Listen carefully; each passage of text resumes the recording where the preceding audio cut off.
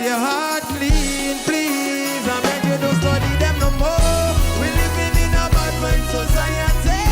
People refuse to grow. Bad mind, I see you. So continue moving along. No, I don't need you. Oh, no, I don't need you. What a bad mind, I see you. So continue moving along. No, I don't need you. No, no. Hey, cause everything where you sit down there and gossip, I know already. Your lifestyle toxic, so don't come near me. Everything where you sit down there and gossip. Yeah, I say I know already. Yeah, yeah. I get a vision last night. Humble yourself and not cry. When my vocal sit this down, mind something in my brain must ignite. But something don't feel right. It's spread my business like bread knife. Grow up and get wise and don't waste your time. It have a special place for them haters. And it have a special place for them traitors. I walk in hard and you want to remain laid back. You better stay far. Yeah, yeah, bad mind I see you. So continue moving along. No, I don't need you. Oh, no, I don't need you. What a bad mind I see you. So continue moving along. No, I don't need you. No, no. Hey, cause everything where you sit down there and gossip, I know already. Your lifestyle toxic, so don't come near me. Everything where you sit down there and gossip. Yeah, I say I know already. Never me again. To put my whole trust in a human being. Too disrespectful, ignorance with your damn thing. But I nothing I have life and I'm still living. Don't care what you think, yeah, yeah. Well, yeah, you're drinking water, but people business you're in.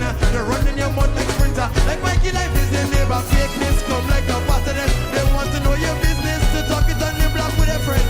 Oh, nah, nah, nah, bad mind, I see you. So continue moving along. No, I don't need you. Oh, no, I don't need you. What's a bad mind, I see you.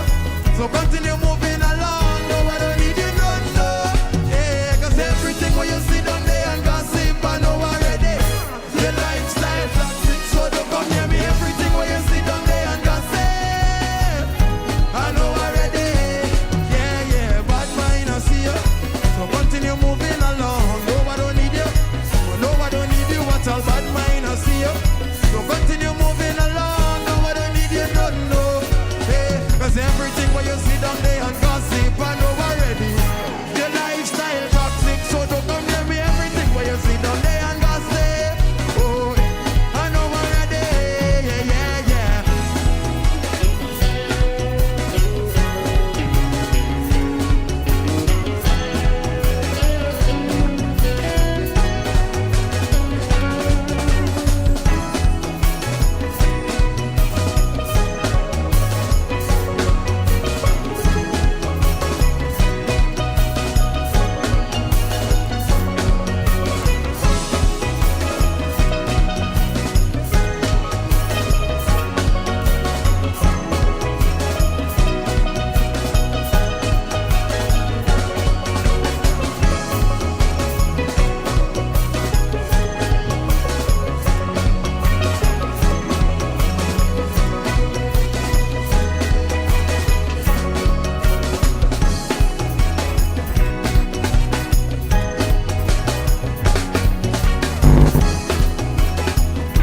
Oh, wow.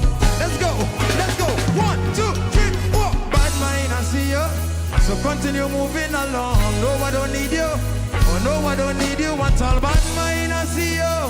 So continue moving along. No, I don't need you. No, no. Oh, no, no, no, no.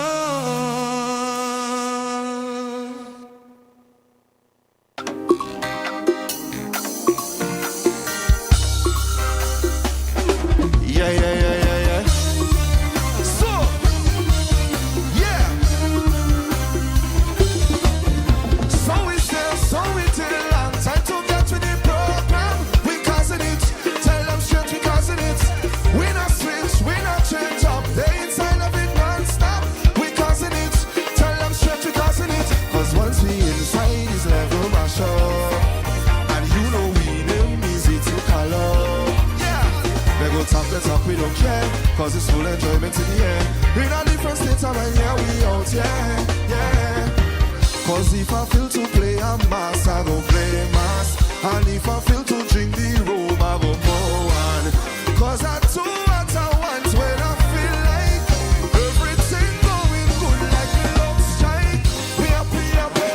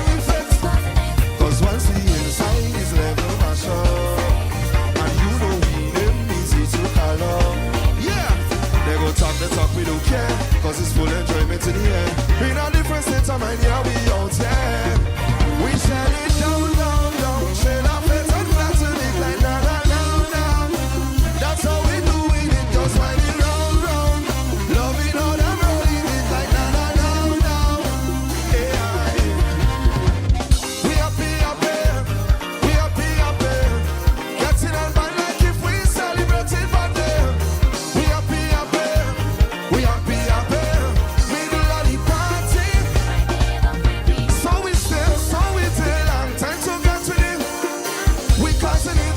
Tell them straight we causing it. We not switch, we not change up. They inside of it. We causing it. Tell them. Cause once we inside is level mash up. And you know we them easy to follow. They go talk the talk, we don't care. Full enjoyment in the air. In a different state of mind. Nobody can mash up it like we. Nobody can play mash how we play. Anyway, if I say you find way. All you know just how we stay. And good night to you, Grenada, Carriacou, and Petit Martinique. Once again, it is time for Talking Points. My name is Sheldon Scott, and we're here with you tonight. Indeed, saying a very special good night to each and every one of you. Cause once we inside is level mash up. Hope that all of you have had a fabulous day today. Mine has been a rough one. It's been a rough one today, yeah. You know we them easy to color. All you want to know now Tell them. They go talk the talk. is a good thing we have our own psychologists on hand, you know. We don't care. Psychologists, psychiatrists, I don't know what was the proper terminology. In a different state of mind, here we are. Indeed, saying a very special good night, folks. Just a program note to those of you that usually join us on Facebook. Once again, since the software updated, we've not been able to connect to Facebook for whatever reason. So we are live on YouTube and only YouTube for tonight. But for those who usually are on Facebook, yeah, join us on YouTube, man. Join us on YouTube. We say a special good night to those joining us by We Noise Radio out there in Brooklyn. Good night to you, Wade. Good night to the entire We Noise crew. And I know we have online with us already Dr. Pancho. Give us a sound check there. Let me make sure we're hearing you proper, man. You're hearing us? We're not hearing you, but we hope that you're hearing us. You're muted still, it seems. Yeah, you're muted on your. Now you're good to go, man. Yes. Yeah, I am. Hi, everyone. I am so excited to be part of this program with you, Sheldon, and all of our Talking Points family. Indeed. And let me just bring you up one time, man. Let the people see the doc. How has it been going, Doc? We haven't spoken for quite a little while. I know last time we spoke, I think it was late last year. Yeah, imagine that, and I've been in Grenada since May 20th. I think I came, and I have been keeping a low profile in certain areas, but and certain things I've been doing in the background. But I just felt that this week would be a good week for me to join, because I really want to talk about a special population in Grenada, and to give some sort of well, I want to think I want, Sheldon, tonight I want tonight to be an well, every time we meet it's an educational program, but tonight so much so I just want to make this program a really educational program. You didn't say what we were talking about tonight, but let me say? Go right ahead. You can lead. Yeah. Well, tonight I want to talk about the elderly. Mm-hmm. The elderly in our society, and I want to make this an educational session, mm-hmm, where we talk about the importance of the elderly, their value to society, and then I want to segue into how we as Grenadians and as adults, how we treat the adults in our lives, and I want to make some specific reference to what I see in government. This program is always about it has a twist where we introduce politics. So I am, of course, obligated to give a political twist to how we treat elderly. But tonight I am specifically talking about the value of the elderly in our community and in our lives. Outside of that, though, there are two other issues I would like to ask you on before we get into the elderly, because when we get into the elderly, because it is such an extensive area, yeah, I don't want to limit you when you start speaking about it, and then lose the opportunity to ask about the other two issues. So I'll ask about them, and we can discuss those briefly before we get on to the elderly. In fact, I was going and speak about an interview I see today, and I decided, no, I didn't even want to speak about that interview. I want us to deal with these issues, and I'm going to deal with that interview during the Friday night program. I'm going to deal with that issue. And I know Friday nights for you is totally out of it. I know that it's totally out of it. But Dr. Panchu, the first one I want to deal with before we get over to the elderly is the situation with the folks out there in Carriacou, Petit Martinique, and even some of the people in the northern part of the island. In the aftermath of Hurricane Beryl, you were one of the individuals that took on your own, in fact, and went over to Carriacou and Petit Martinique and met with folks and so on. I know Carriacou for sure. I'm not sure if you went to Petit Martinique, but I know that you went over using your own resources. You went over there and you interacted with the individuals. I have been getting reports from different people of a lot of anxiety. Rain is falling, and if the rain starts to fall too hard, people start having flashbacks and they become anxious. If there's thunder, there's some people that they get really, really scared.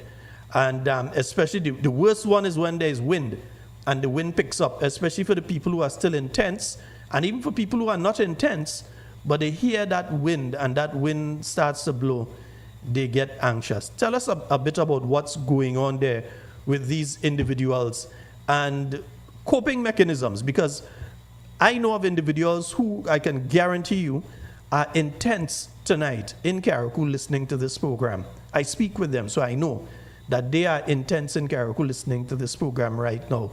They are intently listening in tents. So give us a little insight. Well, thank you, and that's a good segue before we talk about the elderly, because ultimately, what you're bringing up there now is what I will use to get into the topic of the elderly. First, let me quickly add, Sheldon. I want to say, just on my own behalf, I was able to meet with a section of the population in Telescope on, I think it was Tuesday. Today is Wednesday. So I met Monday. Yeah. On Monday. Yeah, I met with a very large section of the people who were directly involved or experienced the blast from the Telescope quarry, and it was such a beautiful session to be able to meet with them. And that session, of course, was organized by the political leader of the New National Party, Honorable Emmeline Pierre. So she organized it and invited me to be with the people. And what you're talking about there is some of the things I talked about: the anxiety and the super alertness and hyper vigilance. But that is just immediately. So let's go back now to your question about the folk in Carriacou. My heart goes out to the people of Carriacou and Petit Martinique, and certainly to an extent to some of the residents in the northern parts of Grenada who were adversely affected by Beryl in July 1st last year. And by the way, Sheldon, yes, I was in Grenada during the passage of Hurricane Beryl. I was on vacation, and I did try to do a lot of stuff with organizations and certainly by myself also. But what you see people from especially Carriacou and Petit Martinique are responding to now. One is the anniversary of the passage of Beryl. So because it is the anniversary, anniversaries bring certain feelings and certain emotions. And July last year, the very first week in July, was not a really happy week for the people of Carriacou and Petit Martinique. They were left extremely devastated with all of the belongings or most of the belongings destroyed, couldn't find. Their houses were gone, their roofs were gone, personal belongings and cars, everything destroyed. And so what you're seeing now, one is the anniversary. So people are now being triggered. Now, I want you to remember that word, Sheldon, and our listeners. Trigger. A trigger is anything that will cause us to remember a past event in our lives, and especially if the event is a traumatic one. So when you hear the wind starts howling or starts blowing, as evidenced by the swaying of trees and the blowing across the field of debris, it is going to trigger people to bring back the memories of burial. When they hear thunder, if there is heavy rain and thunder and a lot of rain, it is going to start to trigger them and bring back the memories of burial. Also, when not just the wind, not just the rain, but also remember, as soon as people, the Met Office starts talking about there is a weather pattern out there in the whether it is the Atlantic, well, mostly the Atlantic Ocean, people start now to be triggered because they're hearing exactly some of the words and the terminologies that were used last year at the end of June, the very first day of July. So people are going to be triggered one way or the other, whether it is the smell, the sound, the sight, or just hearing words being uttered. They are triggered, and the triggering will bring on anxiety for a lot of people. So much so, especially elderly, you may find that some of them will have sleepless nights, and that's the question you ask. What are some of the symptoms to look for when people are triggered, especially after a natural disaster such as the Hurricane Beryl that we had? People are going to be scared to fall asleep because they're going to start thinking that something bad is going to happen in the night, for which they will be sort of totally helpless and can't do so. They would want to stay up. So people are going to have problems falling asleep or staying asleep. Secondly, some people may start to get the anxiety feeling where they may get headaches, and other physiological illnesses may come upon them, such that they will start calling off, and that's a serious one, Sheldon. They may start calling off from work because they think that they're getting sick. Now, really and truly, in clinical words, they are not necessarily really getting sick, but the mind is telling them that they're getting sick. They're having headaches, they're having tummy aches, they may have irritable bowel movement. In other words, they may have a tendency to go to the bathroom very often. And all of these are being triggered by the memories of burial. Okay? So these are some of the Sheldon that we got to look for in the people in people from Carriacou and PD Martinique. And if they are listening tonight, yes, they can. Sheldon, you can always post my number. I have been here for over a month, and I am going to be here again until the very first week in August. Yeah, so this is about my 3 months. I am on vacation, Sheldon, and as a teacher, professor, I am using all of my summer vacation, spending it in Grenada.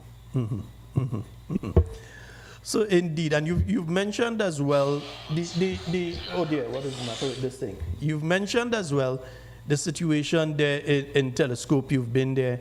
I assume some of the folks there, the same thing. They hear thunder roll, is it triggers a bit, and there's the anxiety that we're not clear on what has happened there, why it happened, and that it may happen again. Unlike the folks in Carriacou who may be able to say, well, okay, you hear there's a weather system that's coming off the coast, the African coast, and you may have time to get out of Carriacou, move to another area. For the people in Telescope, there's that level of anxiety that, hey, we don't know what happened there really up to now. it can happen again right now. It could happen tomorrow. It can happen anytime. So there's that level of anxiety with them. So I think that the session that you did has been a very important one in my view. And I think the view of a lot of folks has been a very important one. Yeah, thank you. And I have started to do now individual work with children and families, and I'm going to continue that. I am taking a brief break because I'm traveling out of Grenada tomorrow. But as soon as I get back, I am going to continue seeing individuals and children, especially, to help them navigate this threat, this traumatic experience that they had.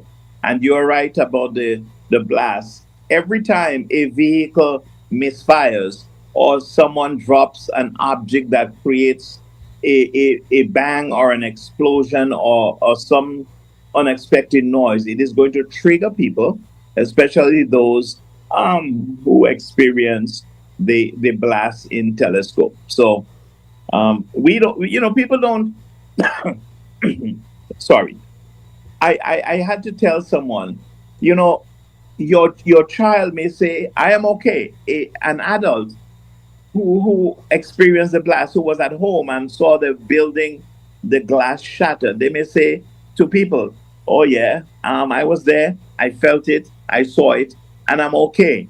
And I had to tell people on Monday night, it is all right to say you're okay, but I could guarantee you, if you were there, you're really not okay. You know, because it is going to that trauma is going to manifest itself in later behaviors in forms that you may not even think of. So we have to be careful how we process the explosion and people's emotional and psychological reaction to it. Yeah. Yes, indeed. And as we're speaking about those two areas, as I say, it's a good point to segue into the main discussion tonight of the elderly, because I know in Carriacou, you see that with some of the elderly, again, in telescope, some of the elderly, even looking at the news reports, you could tell that these people were sort of shell-shocked. Some of the elderly people you saw, you could tell that, listen, all my years I never hear anything like that, and so on, so that they are shell-shocked. Now, you're speaking to the elderly. What are some of the issues that the elderly in Grenada are currently facing? Very good question. So, Sheldon, I want to encapsulate our discussion about the elderly, and I'm hoping also, I want us to maybe save a couple minutes towards the end, Sheldon, for some questions. I really want to engage tonight, if we have the ability to. I'm going to try. All right. Yeah. And take a couple calls. So what I want to do is to really sort of look at the elderly in a different way, because I think if I introduce the elderly to us the way that I want to, people are going to start thinking, oh, really and truly, you mean all of these are encapsulated in someone who is an elderly? So let me start, Sheldon, by saying I stand today to affirm the truth that too often goes overlooked. Our elderly are not a burden; they are a blessing. And this is my, as it were, my thesis statement. This is how I want to stay in focus tonight. Mm-hmm. The elderly, they're not a burden. They are a blessing. Okay? I know we live in a world where youth is prioritized sometimes, and it's okay. There is a lot of exuberance, novelty, fast forward movement with the youth, but I think the elderly, they play a really great role in our lives. The elderly hold a very unique position. They are irreplaceable, Sheldon. Their lives reflect decades of learning. Remember that. Working, caregiving, contributing to community development through storytelling, mentorship, and memory. Older adults preserve traditions, instill values, and offer guidance across generations. Elderly individuals often serve as emotional anchors within families, providing care for grandchildren, advice to adult children, and companionship to peers. In many cultures, they're honored as custodians of heritage, language, and moral principles. Their life stories often offer a living link to the past, helping younger generations understand identity, perseverance, and change. I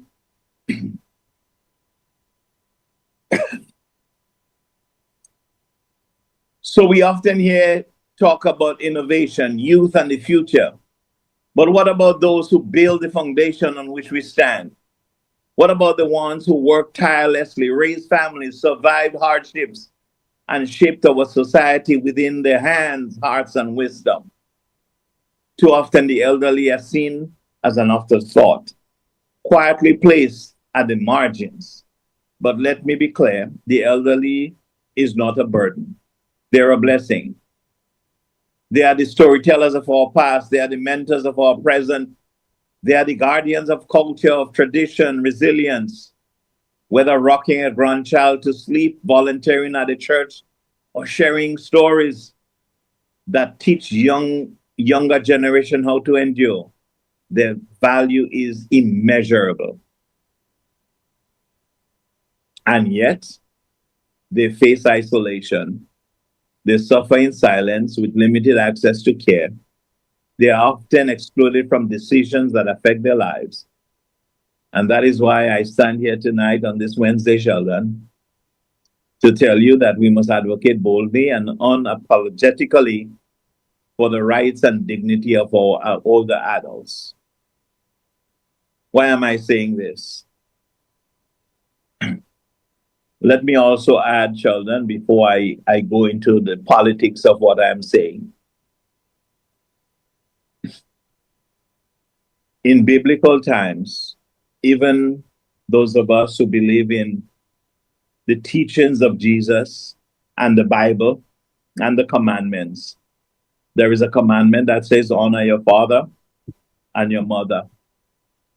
Even Jesus, when he was hanging on the cross, giving up his life for the world of sin, looked across and saw his mother, and he sort of instructed one of his disciples to embrace her and to treat her as his mother, that is, to care for her. I say all of that, Sheldon, because we know what has happened in our generation, and especially within the last couple of years of our political landscape. And I received a call on, I think it was Monday, after I came from Telescope. It was not associated.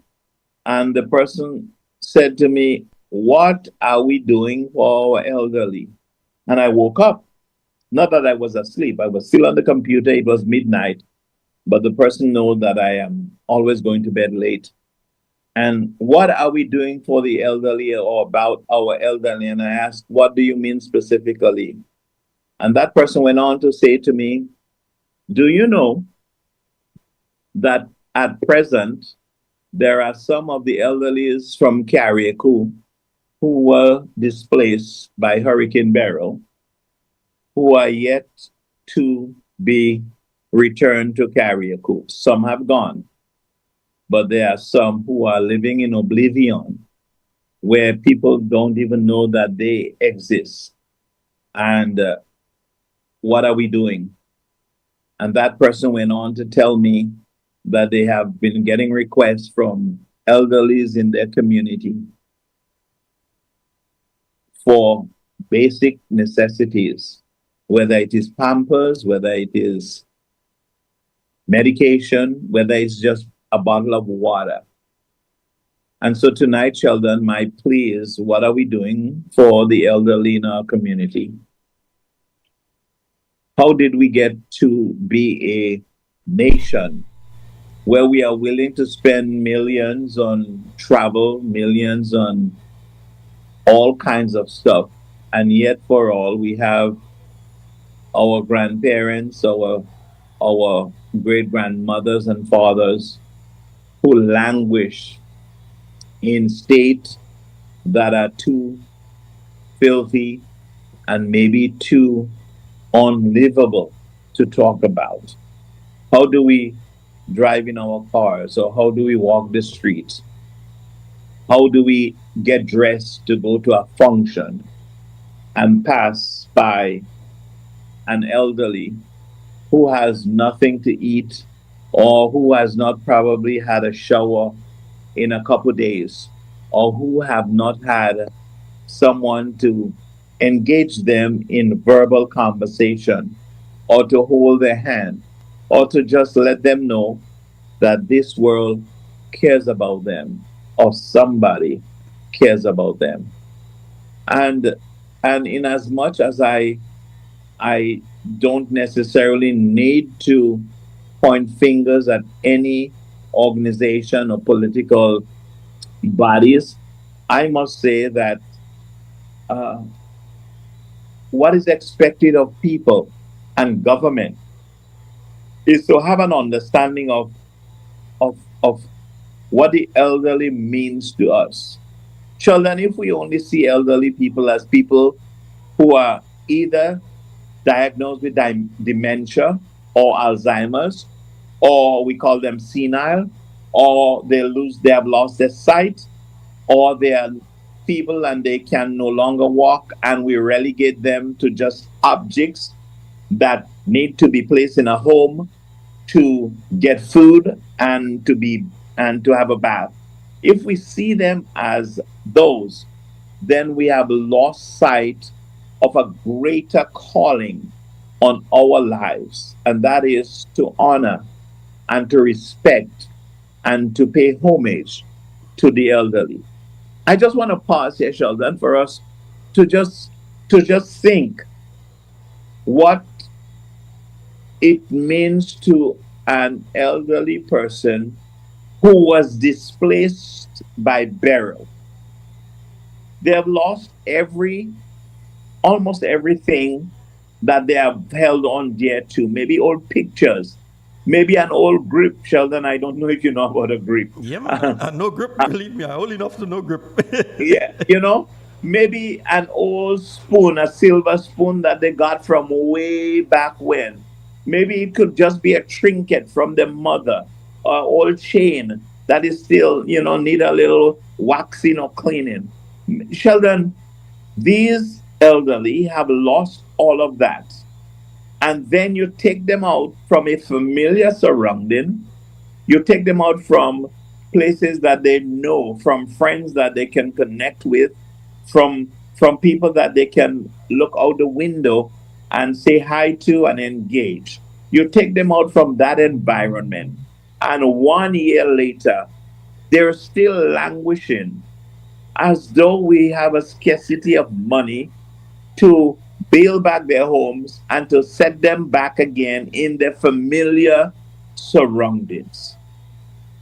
And this is the crux of what I want. I mean, I really amazes me how we have come to be such a callous nation, or a callous group of leaders who can't understand the value of the elderly in our country and in our society and in our community.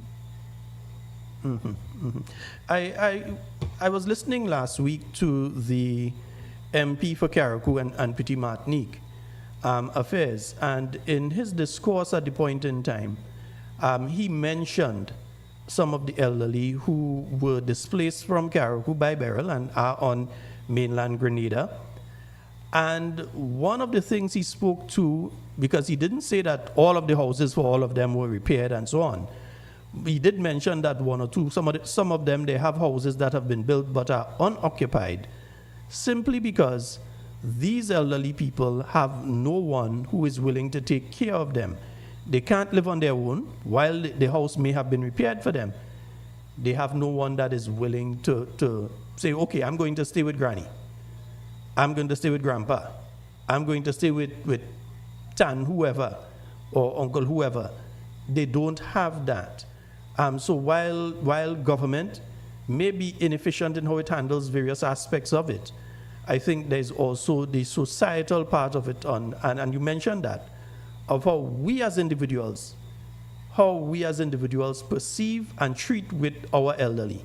And I say our elderly because we're speaking here of our family members, and even if they're not a family member, but one of the treasures of our community. Mm-hmm. It says a lot of how we treat to them. Right, absolutely. And I concur with the voice that has echoed to say to us as a nation, as a community, let's rethink. And I agree that even if government were to build the house or repair the house or to build it back better, if there is not a familial physical support to help take care of the elderly, then it is sort of even more cruel to take them back into the house without supervision and care, etc. And so I think government should look into the program of care for the elderly, so that I believe, Sheldon, I have seen elderly who have stopped eating, who have become careless about their hygiene, are losing sleep, they're losing weight, and not because they want to get on a diet, but the stress of living in a strange environment, in a strange home, sleeping in a strange bed, actually terrorizes them. As a result, they need to be in familiar territory. So I agree with you that maybe in some instances we're looking for people to care for them in their own home, and that's a fact maybe that exists. And if that is the case, then maybe government, some organization in the care of the elderly should look into the provision of overnight care for elderly, so that they can go back in an environment from which they are very familiar. Mm-hmm. What it means that you have to start the process now of training some people as geriatric caregivers. Yeah. With the job of you're going, you're helping during the day or whatever, or there's somebody that sleeps over or whatever. But indeed, I think instead of just looking at the problem, which seems to be the government's approach, this is the problem. Instead of looking at this is the problem, here is a solution. Here are various solutions that we can have in relation to that specific issue. Because, again, between Hurricane Beryl and now, many of these elderly who were sent down to Grenada passed to the great beyond. Yes. The simple thing, some of these people, I don't believe some of these people probably even ever left Carriacou. Strange as it may sound, we have people who may be in their 70s and they never left the island of Carriacou. They've always been there. You have the same situation with people who are in Grenada. I know that, for instance, my grandmom, when she died at the age of 83, she had never left Grenada. She never even went to Carriacou or Petit Martinique, always Grenada and mostly within the St. George area. She had never left. And some of those situations exist still with some of the elderly. So to root them out from where they get it, as Carriacou, they corn food, root them out from that situation and place them in between basically strangers. These people, they don't know them. These are not people that grew up around them. And to have them there for this volume of time, I think is torturous, as if that's a proper word. Torturous to these individuals to have them in such a situation for this extended period of time. Absolutely, Sheldon. Absolutely. I want to I want to sort of introduce another concept as we talk about, how should we treat our elderly? How should we treat our elderly? Um, Honor your father and your mother so that you may live long. People sometimes smile when they read that because they think, oh boy, finally, there is a commandment that carries with it a blessing at the end. So if you do this, then you will be totally blessed. And I believe that. I believe that. One of the things that I am enjoying, Sheldon, is that my dad, who is blind, and he has outlived my mom, because my mom died 3 years ago. It is such a pleasure that I'm here and I'm in the house with him, to watch him maneuver, and for me to get up on mornings and make breakfast for him, and to, you know, prepare for him, and to do certain things for him. Of course, he has a lot of independence, even though he's blind, and he is what, maybe 89 years old. Yeah, I think he's 89. So, so that brings to me a certain kind of joy, and I think maybe this summer experience with him is sort of resurging in me the feeling I have of how do we protect the elderly in our community. And I want to make this now a a sounding box for how our politicians um, value, and how I see policies, and how I see the way that we callously, a couple a couple months ago, Sheldon, we were talking about the removal of the was it $150, The seed payments, yeah. the seed payment, and there is a part of us that know why. Sheldon, when you don't understand the value of a segment of the population, whether it is children or whether it is the adults, when you can see beyond the superficial level, because you could see the elderly as just, okay, well, you are my mom, so you fed me, you clothed me. First of all, you birthed me, you gave me life, and then you fed me and clothed me, and now I'm an adult, and life goes on. So have become an adult. You're an adult. You take care of yourself.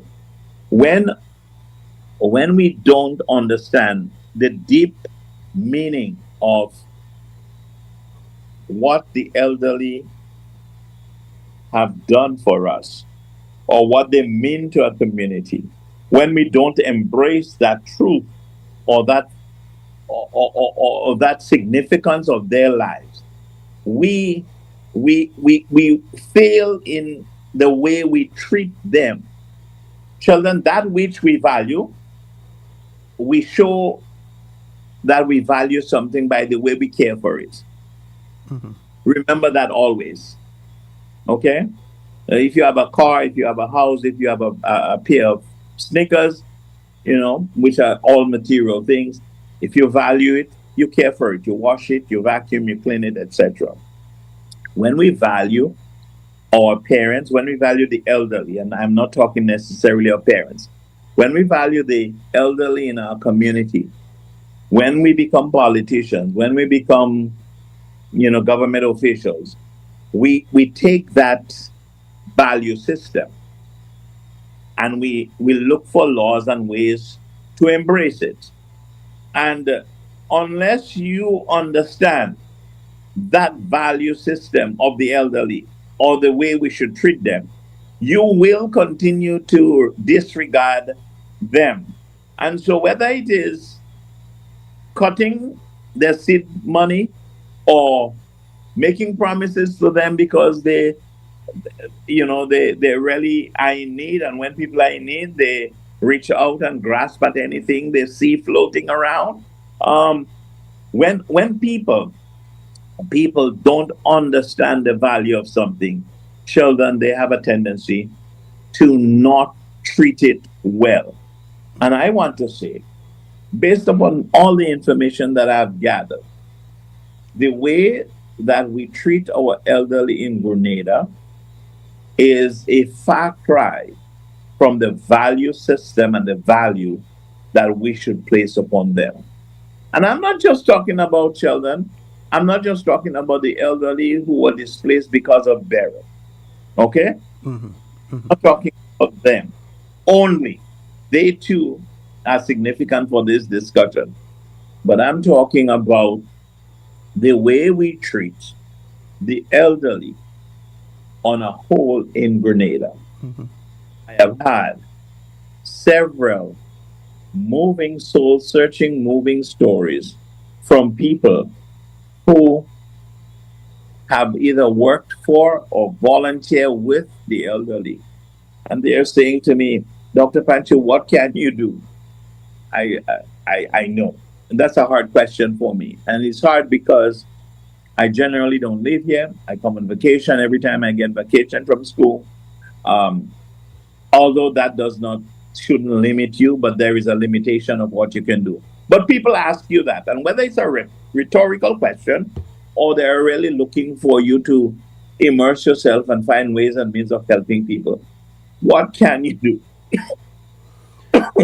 What can you do? What can you help us do? Because I know of an elderly in my community. I know of an elderly here or there who has not had a home cooked meal in a week. And I am not talking just about people who don't have relatives or children. I'm talking about elderly in our community, children, who are in dire need of a lot of simple, basic things of life. And they have to depend on, well, I guess, the extended community, whether it is a stranger or somebody else to come in and provide that need. And I dare say that when a government has an opportunity to care for the elderly, I advocate and I want to advocate so that we can embrace, look for the elderly in our community, Sheldon. Look for them wherever they are. We have a habit of looking for them when we want their vote and we provide transport to take them to and from their house, or in their wheelchair, and we get them out to the ballot box because that's important. And when that happens, after that, nobody or very few people remember them for what they did. I want to pause here, Sheldon. Ask me. I think it speaks to a wider problem. If you look at Asian societies, I haven't spent time in Asia, but from what you see the high level of respect that they have for their elders, nearly to the level of worshiping them, their elders. And that's whether you're speaking in Asia, as in India, in Korea, in Japan, and so on. And Japan has one of the highest elderly populations on the planet. Yeah. And it's how they nearly worship these elderly folks. You look again at how on the African continent, from what we see, how elderly are revered in some areas as the griots, the people who have the historical knowledge. And then you look in Western society, and you see where instead of embracing elderly, we have been, as a Western society, we have broken away from those different, the Asian and the African and so on. And we are in the trying to get away as much as possible from the elderly. In the same way that some folks would basically say the children sick. And this happens. Some people say the children sick and go and leave them for carnival in the hospital. They say the child sick and so on, and it happens. And these people actually bring their children to the hospital so that the child is in hospital for the period of carnival so they could get to go and do what they want to do. They do that with children. Imagine what they're doing with somebody elderly around the same time as well, and otherwise. The problem here, though, is that especially in Grenada, we've lost a lot of our historical knowledge and our cultural knowledge because of our attitudes towards the elderly. I remember in the mid to late 1990s, there was a pastor that used to be writing in the newspapers all the time by the name of Pastor Hankey. I don't know if you remember Pastor Hankey. Yes. Yes. And Yeah. Pastor Hankey tried his very best to keep Grenadian patois alive. He tried his very best to his last breath. Pastor Hankey tried his very best to keep Grenadian patois alive. So while some Creole words still have transcended into common day lingo in Grenada, in other words, we still say a little bit of patois in between when we speak in. Yeah. But by and large, we have lost what was, and it was unique in its sense because Grenadian patois, still Creole, is still different to Dominican patois and St. Lucian patois and so on. Yeah. It was unique in its own way, and we've lost that. And we've lost that because of our lack of interaction with the elderly. Some people say it's because the elder used to speak it between themselves and they didn't pass it down to us. But when we got to a certain age, we had to speak with them too. We could have learned it and so on. But there was that disconnect between the generations, and we lost that. Mm-hmm. I know, for instance, when Hurricane Ivan was coming, my grandmother told me of a particular plant. When really bad weather is coming, the leaf turns it turns totally over. And when Hurricane Ivan was coming, the same morning, that same plant turned upside down. And I said, listen, the weather going to get real bad in Chutana. This is what Grandma used to say, and we all saw what happened. So there's that institutional knowledge that sometimes we pass it up. We say, they're talking nonsense, man. We don't bother them. But what they're saying, they know it because they've been around long enough. They've been alive long enough. They've been experienced long enough to know what they're saying is true. But we don't take it on board, and we have to be careful with that. We have to be careful. There's a lot more that we will lose outside of Creole. There's a lot more that we will lose over time if we do not start to protect and have programs where we interact with our elderly. We're going to lose a lot of who we are and continue just accepting. You hear some Grenadians speak sometime, you wonder if they're Jamaican. You hear some speak sometime, you wonder if they're... A Grenadian is a person who could go in Barbados and come back and start to speak just as a Bajan, or go in Trinidad and come back and speak just as a Trinidadian, or travel and come back like that. And due to that, bit by bit, as a nation, we're losing more and more of who we are. And it's dangerous. Yeah. It's dangerous.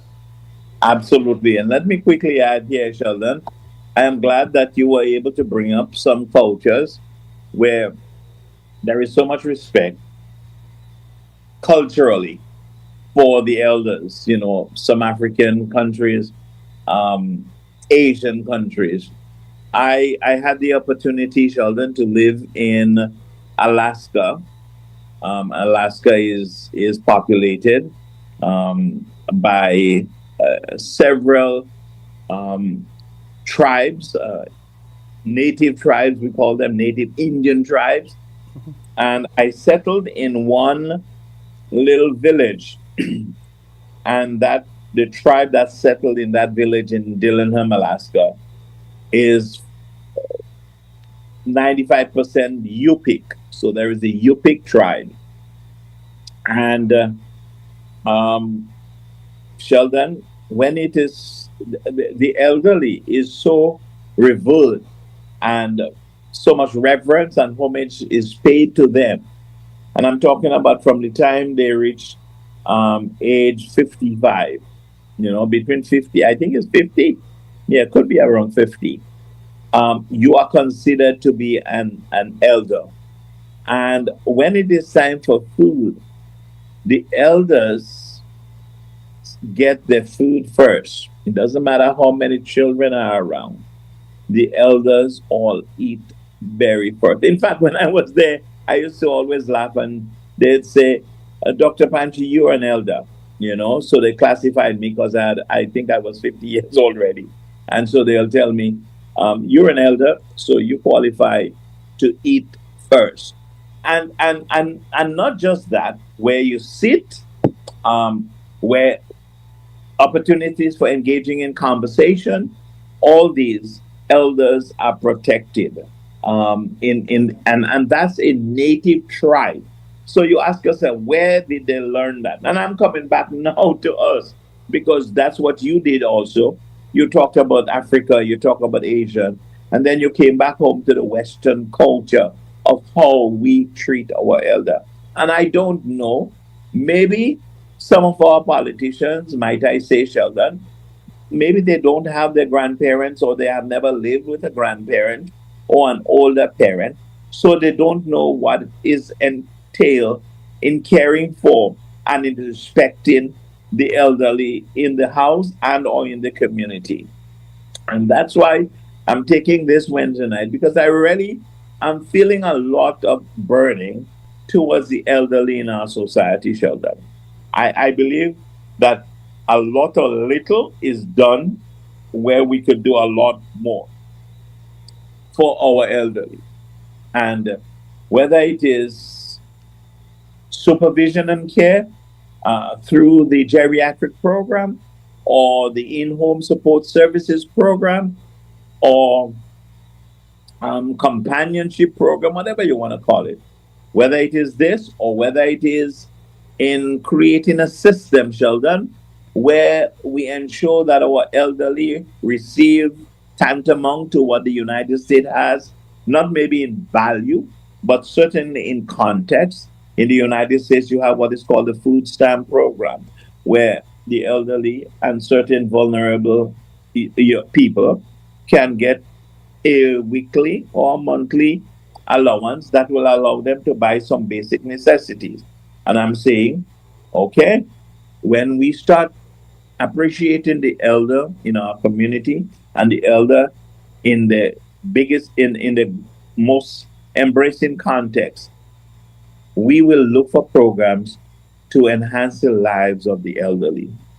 So, increasing money in looking for caregivers, whether it is overnight or in-home care support, but we must, as a nation, Sheldon, look for ways and opportunities to do more for the elderly in our community. I do agree and I do concur with those statements. And as you said, if folks, the thing is, I'm not sure if the calls, you would be able to hear the calls, but I'll have to just put it through to you. I'll tell you what they ask if anybody wants to call in. And folks, remember, if you're calling, you've got to call on the WhatsApp number. Give us a call on the WhatsApp number so that we'll be able to take your call and to interact with you. So give us a call, and those of you that would like to send a message, you can also send a message via the WhatsApp, and I'll read the message out, the question or whatever it is, to Dr. Panchu. Let me say as well a special good night to the folks out there in Cloger, Dr. Panchu. The folks in Cloger, they're really going through. Wow. I like to tell you, they're really, really, really going through. So let me say a special good night to the folks out there in Cloger.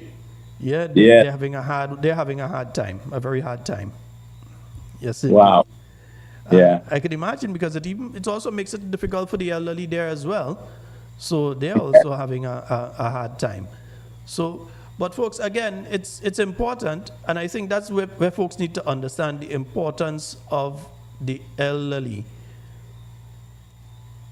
Years ago, the grandparents had a significant role in relation to your upbringing.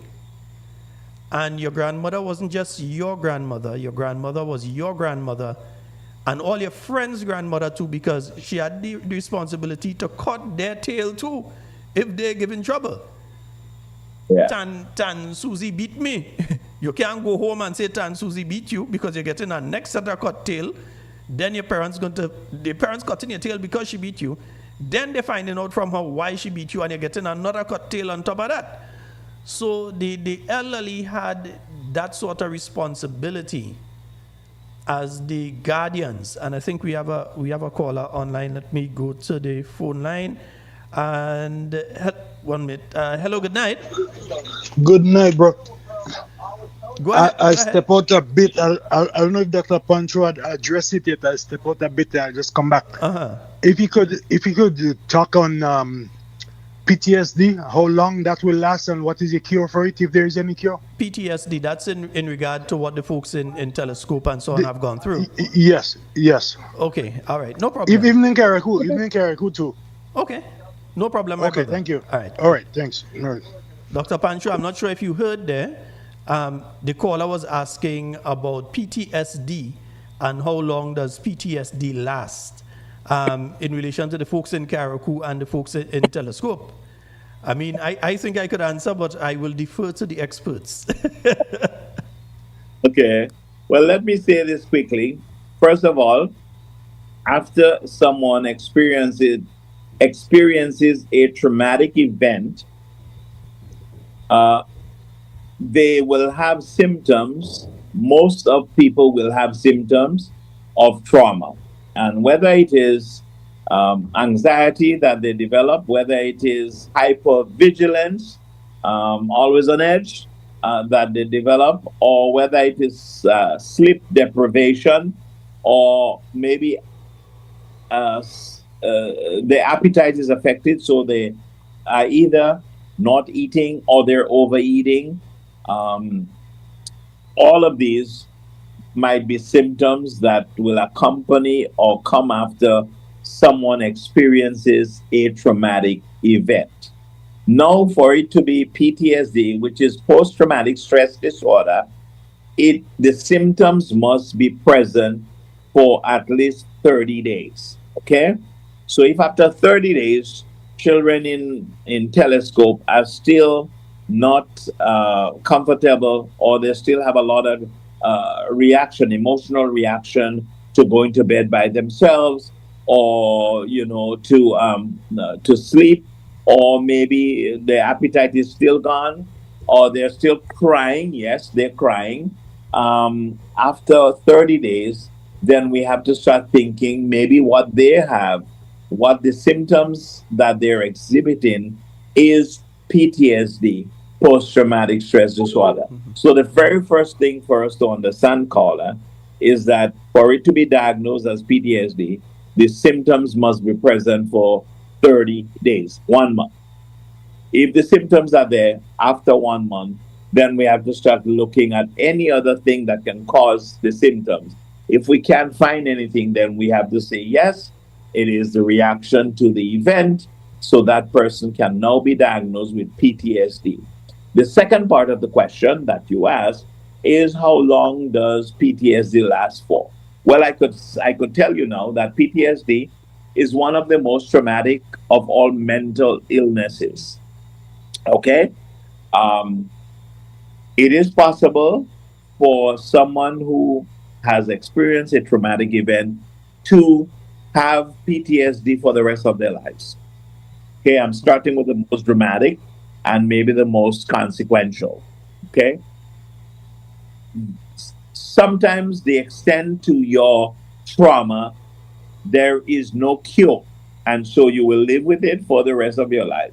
You'll be triggered every time you hear something, or you smell something, or you see something that resembles. Remember, I talked about the triggers. You will, once you're triggered, it will just be there. For some people, they may grieve and mourn for a month, maybe some 2 months, or maybe some a year or 2 years. But there are some people who will have the PTSD for all of their life, because they really can't come to grips with the event that brought on the PTSD. Okay? So that's the best answer, Sheldon. So it varies. Now, as we mentioned, that there is a very traumatic period in the history of Grenada. For some folks, between the years 1979 to 1983, and for a significant amount of folks, the year 1983 itself. Do you believe we still have significant numbers of people in our country that are going through PTSD from the events of October 19th, and not just October 19th, because we have to look at the different events.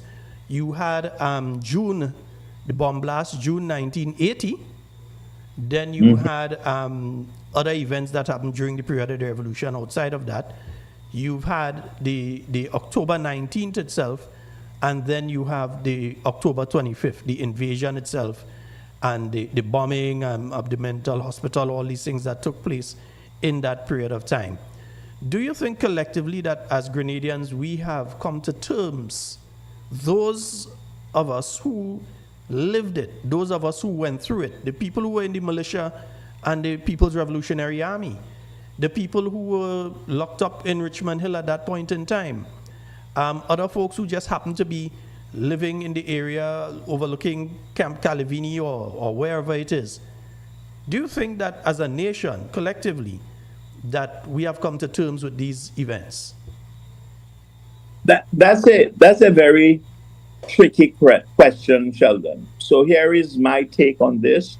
And it is not just like my personal view. It is a clinically well thought of answer that I've answered before. And I don't know the word significant, what it means. So I will say that I'm not so sure about significance because I have not done any research. But what I do know is that yes, there are people. I have come across people who talk to me all the time about the traumatic experiences. Those people who were incarcerated for lengthy periods. Well, of course, 3 years, but periods for unjust or unknown reasons. These people will forever hold on to the torture of what they experience. So for them, they will continue to have PTSD for a long time. Unresolved, sorry. Okay? For people who were on the fort, for people who were maybe at not Point Selin, but also Pearl's Airstrip, for people who were staff workers who were at the mental hospital that was blown to pieces, who survived. I'm talking about the staff who saw the fire and the flames and the destruction and the collapse of the building.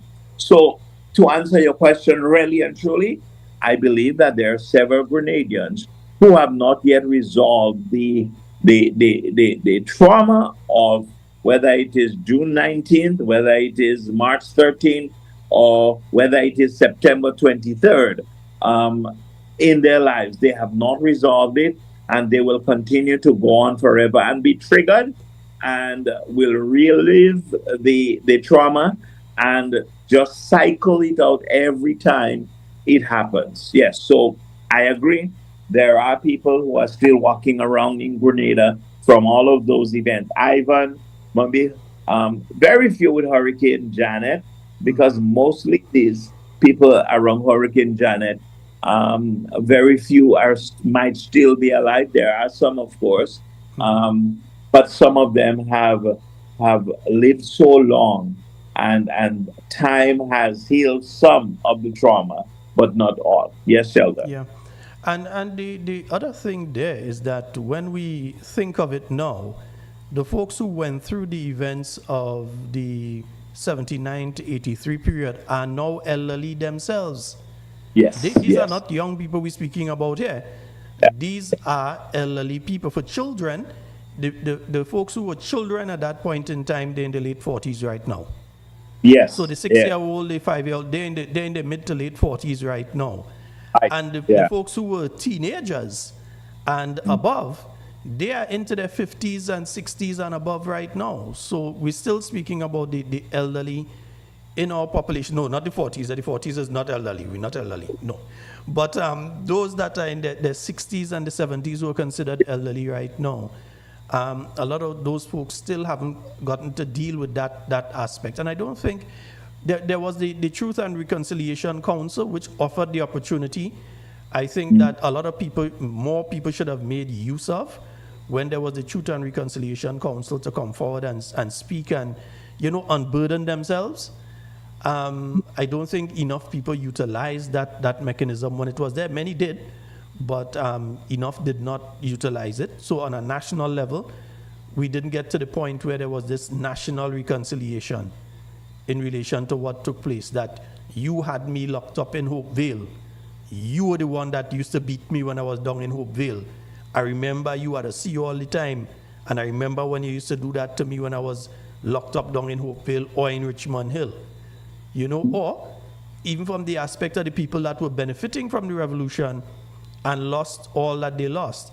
I was just about to leave to go to the Soviet Union to study. Well, not me, I'm just using an example here. Yeah. But the person was just about to leave to go to the Soviet Union to study engineering or in Cuba and had to come back because Yeah. they heard what happened in Grenada and they had to come back from Cuba and cut their studies short.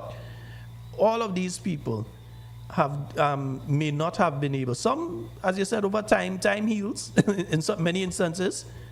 But sometimes some of the people we see on our streets, indigent in a sense, that could have been the straw that broke the mental camel's back, huh?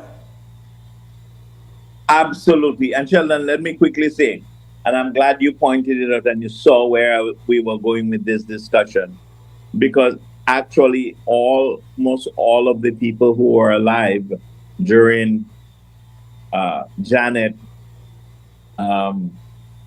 during Ivan, and Emily, and then Beryl. These, a lot of them are the elderly right now. So they've survived and they are trying to still put the pieces together of their lives because they have lived. And so here we introduce again, how do we treat these people, knowing that some of them might have mental illness or the onset of some form of traumatic response to some of those events, because as they get older, their acuity goes, and so they become even more vulnerable to traumatic experiences and things of a traumatic nature. So the elderly, you are talking right, they are right there before us now, and some of them are not doing well. And part of why they're not doing well is because they have this unresolved trauma, whether it is family that induced it or the nation on a whole induced it. They are living with it and they will not give it up easily. Yeah. And it's not about sorry. I made this song that's the way they could hold on to it or they could give it up. This is not what I when I say give it up. In other words, they have not processed it to the extent that they are in a safer place, and so they are less triggered by the events. That's what I'm talking about. What would you suggest be done at this point in time? In and between, in your discourse thus far, you've dropped hints that maybe this should be done, that should be done. Give a clear line of demarcation of what one, as families, because we all are family, families should do, as a nation, as just individuals in the community, what we should do, and as the political directorate, leadership of the country, government of the country, what should they do as well? So all three, the families, the communities, and then the state itself, because all three have responsibilities. What would you suggest? Right. So let's start with the family. I believe that we have to start teaching our children the value of the elder. Okay? And whether it is through family life education that we teach in schools, or whether it is casual conversation in classrooms engendered by teachers, we have to start really valuing and teaching our young people how to value the contribution of the elderly, not only for the contribution, children, but inherently because they are an elder. And I think in many cultures, what people look at is not that, okay, now you are 50 or 60 and you're an elder. No, inherently in who you are, I believe people have to start recognizing you, not because you have aged out now. So family, Family need to get more involved in the care of their loved ones. And because of economic necessity, Sheldon, you find that a lot of people are migrating and they're leaving the elderly parents in the hands of some of their children or a neighbor or another sibling or somebody in the family to care for their mom because they need to be out there making money, making life, setting up stuff um, uh, for their family. And I have no problem with that. To do that, I think it's wise to care for your family. I want to say that family again should start investing in a little more care for their parents, whether it is directly or indirectly, whether it is their finding or funding the care of their parents. These are important. Well, what would organizations do? Um, and people like ourselves, I believe that organization can become more sensitive to the plight of the elderly and the vulnerable elderly. Not all elderly are vulnerable. There are some elderly children who have done well or extremely well, and they have supportive families, and these families come in and care for them and make their life easier. But I'm talking about those who don't have, all right? Those who don't have others, and those who need. And thirdly, government. Well, I have a few suggestions for government. One, I think strengthen the operations of the elderly desk.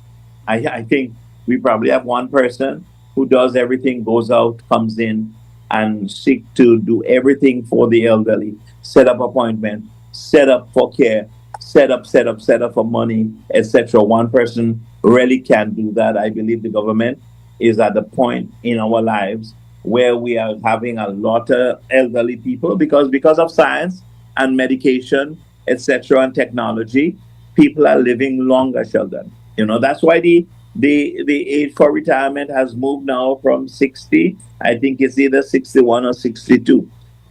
What that means is By that the time I retire, I might be 100. So, well, I don't think it's going to be 100, but maybe it might be around. I think they're going to cap it off in this century to maybe about 67. They're going to cap it off yeah. somewhere. Yeah, they're going to cap it off. But so yes, so government, Sheldon, through its directorate and Ministry of Social Services, need to embrace people who are knowledgeable about the elderly, who knows how to care for them. They know the biology, they know the emotional responses of the elderly, and so they can provide support at that level. Government needs to invest more in terms of more income for the elderly, providing food and other necessitous benefits for the elderly. And Sheldon, finally, I believe it is on the responsibility of the government to teach its parliamentarians about the value of the elderly in their community. You know, I wasn't planning to talk about that, but I just want to highlight one thing that was done by a certain minister. Well, I could call her name. I don't think she'll be offended. By Yolan bin Hosford. Oh, yes. I think when she created that center for the elderly in Granbra, The Golden Years. right, Golden and Years Center. yes, yes, a program that seek to, they do all kinds of stuff. They do here, they have the occasional dinners. And I must point out that it is still operating to this day. Yes, It's yes, still up. It's not just. It wasn't just okay. We're doing this because we want to get in office. It is up. I saw a video of them 2 weeks ago. I saw a video of the Golden Years Center is still operating. The elderly are still coming together. absolutely, absolutely. And this, Sheldon, this is what I think Yolan Bain Hosford was visionary when she came out with the idea. And I know it was meant, probably for it to be a national symbol of the new national party. We probably didn't get it totally right. And maybe one day we will have an opportunity for us, Sheldon, to do it better and bigger and grander and more colossal. But that effort by Yolan Bain Hosford was one of the landmark for her constituency and her community. And yes, I passed there and I see that it is still in operation. So for the people who continue to promote it and to work for it, whether a volunteerism or stipend, I congratulate you. Keep that going because these are the centers that we need to encourage and to embrace the value of the elderly in our community. And again, that program is such a wonderful program because I know at a point in time that they also did your blood pressure. They would check your blood sugar and that sort of thing. They gave sessions on what to eat, what not to eat, and the elderly for themselves they're in love with this program because that is a time they get to leave the house and see their friends. So Yes. they could talk about the 1950s and the 1960s and the 1970s and 80s and all of that. They get to see their friends. Sometimes it's people that they went to school with when they were children. And the only time they get to see them is when they get to the Golden Years Center. So it's something that I believe does need to be replicated throughout the island. I know that, and it's been going on well over 13, 14 years, well over that. Because I seem to remember when we were in opposition the last time around, that there was a need for some television or something, and one of the listeners to the program donated a television to the Golden Years Center. They said, "Sheldon, we have television here, come and get it," for the program, so that they donated. So it's not something that she did just because, oh, well, I'm in politics and I do this for politics. This is Yolan being Yolan. Yeah. And this is NNP being NNP. That is NNP being NNP, and that's what we do. Absolutely. But that's what. It also points to another point. When you look at the contrast now, and at the highest in our land, at the parliament level, and you hear the attacks that are leveled against the members on the New National Party side due to the age. So you hear these people attacking Dr. Mitchell. They can't attack him on being able to win elections and so on. He didn't vote himself into office. The people of Grenada decided he was the best person to put into office, and they put him on multiple occasions, and in 3 of those occasions with all the seats. Yeah. They can't attack him on any of these things. They tend to attack him on his age. And you realize they start picking and choosing and attacking different people based on age. Yeah. And the people who are doing the attacking, when you see someone, for instance, like, don't say nothing, but when you see somebody like Ron Redhead, no track record of achieving anything in life, except you come and you win a seat. At a time, there was a swing towards your political organization. No track record of having achieved anything in life. And then you see these people attacking people like Dr. Mitchell and other members of the New National Party team and calling people, oh Lord. In Parliament and with behavior like this, when people speaking the day and day. Yeah. And that sort of nonsense. It says a lot about the organization on the other side. Yes. And how they perceive the elderly. Probably just as somebody that they go and check on election day to get to vote. And sometimes they don't even drop them back home. And then they forget about them. And then it's, oh, we young and we in charge. We young and we in charge. We young and we in charge. And when you listen sometimes to the advice that Dr. Mitchell is giving or the NNP team is giving, and you realize it's sound advice, but simply because it's coming from them, oh, they're old already, and they don't want to listen. Yeah. I see. I will not steal your thunder with this point because I think it's... No, steal it. Take it and go with it. Well, in the sense that I agree with you. Absolutely. I agree with you. Absolutely. I sat in Parliament once. I think it was the 2023. Well, it would have been the 2024 budget because the 2024 budget was read in either November or December 2023.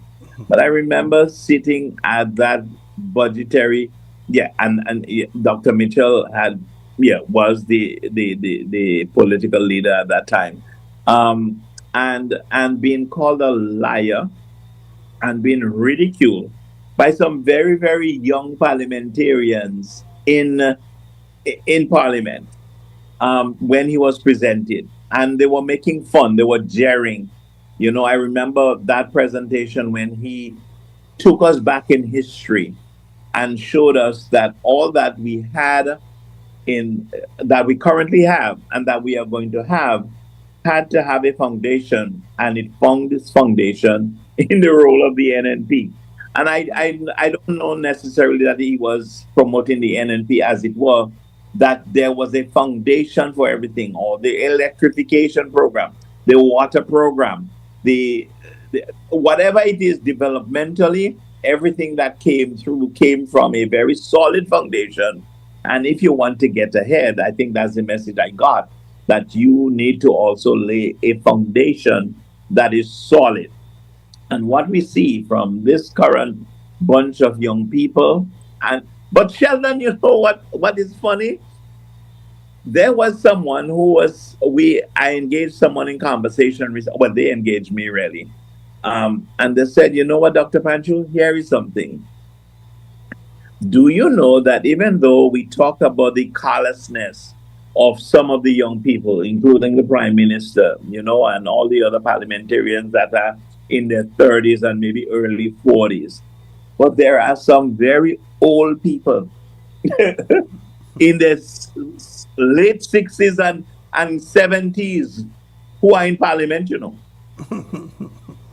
So when these young people say disparaging things about, people calling them old and irrelevant, whether it is Clarice Modeste Corwin or Dr. Mitchell, especially in Parliament, or they hear whether or not they're asking whether Boeing is going to run again. All these are issues for them to poke fun at the elderly, because these people are established people who know that they are not young like them, and they are in category with the elderly. So this is what is distasteful.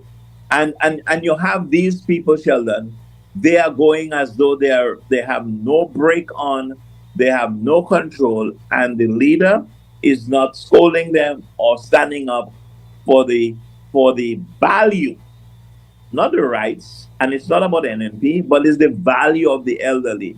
When do we get to disrespect the elderly and walk away without some form of repercussion? And I say it is tantamount to, to really bad behavior on the part of some members of the current government who can make fun and ask questions about, our party chair or anybody else on the other side who seek to be involved in political work.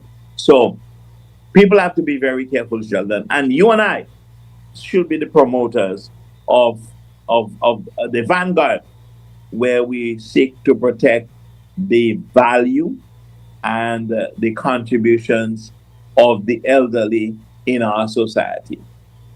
Indeed. Yeah. And the thing is, some people might be elderly in age, but when you look at the action, you look at Dr. Mitchell. I know when last he went and played cricket, but you look at him when he's playing cricket and different things. You can't call Dr. Mitchell elderly. Some of them on the government side, who are in their 20s and 30s, still cannot do the things that you would see Dr. Mitchell doing in the gym or out on the playing field, and so they can't even come close to it. I'm guaranteeing you they can't do it, male as well as female. So they have to be careful who they're calling, and don't base a person's ability on their mathematical age. Don't base it on that. And then the longer you live, the more you learn. Well, there's the value, as I said, aging is associated with wisdom, dignity, and righteousness. Even in biblical, correct me, families and communities are morally responsible for caring for the elderly. And, reverence, that people don't know that. If you go to church, you will remember that.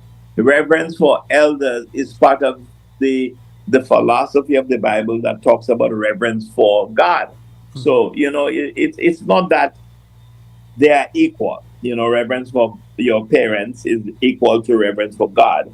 But what they are saying that if you want to have reverence for God, you better have respect and honor in your heart for your parents, or else going, disregarding your parents or the elder on one side, and then going to church and trying to be, respectful to God is tantamount to, being a hypocrite, and it doesn't work well. Yeah. I'm going to make a statement now that's going to cause some confusion in some households in the U.S., etc., and in Grenada. So it might even cause confusion in your household. So don't go into the discussion, because it's a known fact. Grandma and mommy food does always taste better than wifey, Yeah, that's a fact. That's a fact about life. Yeah, They but seem to. it's cake time when it's that mommy and grandma own, especially grandma own, does always taste better than wifey own. Wifey does have to get the recipe. I think, Sheldon, I think when that happens, it's really because our elders, our grandparents, they're just cooking with love. They're seasoning food with love and patience and care, and it is sort of transforming from that food into the taste and into our bodies. So, yeah, um, Sometimes that's wifey or girlfriend do it because it's a chore she had to cook. When there you when go. when grandma cook, oh gosh, my grandson. I find Yeah, the boy getting maga. No, we have to fix that, man. Come. And by the time she finish with that food and you eat that food, man, you don't want to leave the house. You're rapping to go with. yeah, you're happy to go in. You're happy. Yeah. Indeed, but it all points back to the necessity for us to consider. And folks, remember, you can call. I know sometimes when you all hear the conversation and you all get into the conversation, because I'm seeing one comment here from one individual where they mentioned that they are still having issues after October 19th. They were on the 4th on October 19th. I was on the 4th, and up to today, I don't like large crowds. It traumatizes me. And I know many people like that. There are many people who, carnival time, you're not going to see them coming out into Juve and out. Since October 19th, they want nothing to do with large groups of people and large crowds. They don't go Yeah. to political rallies. They don't come out to carnival. They don't go to shows. They just don't like crowds.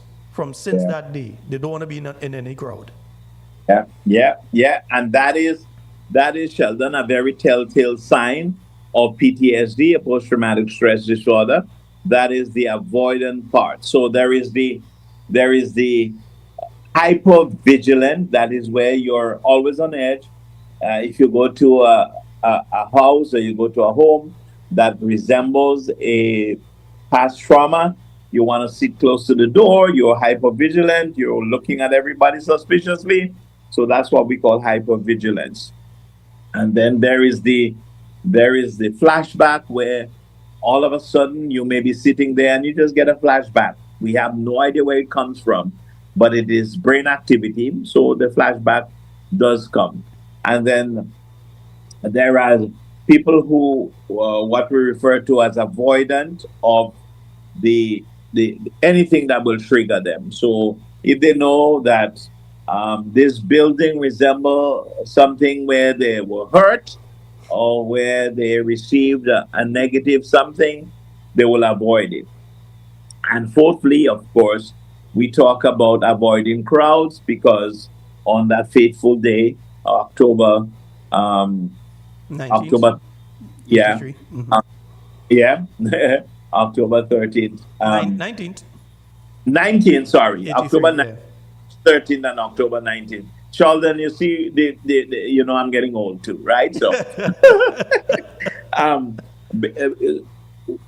what happened was that it was a crowd. Remember, it was a massive crowd leading, whether it was up the fort or whether it was Mount Whitdale, carrying the former Prime Minister of Grenada, rescuing him, as it were, and then chaos happened. So for some people, just carrying the burden of crowds will continue with them for eternity, or maybe almost always.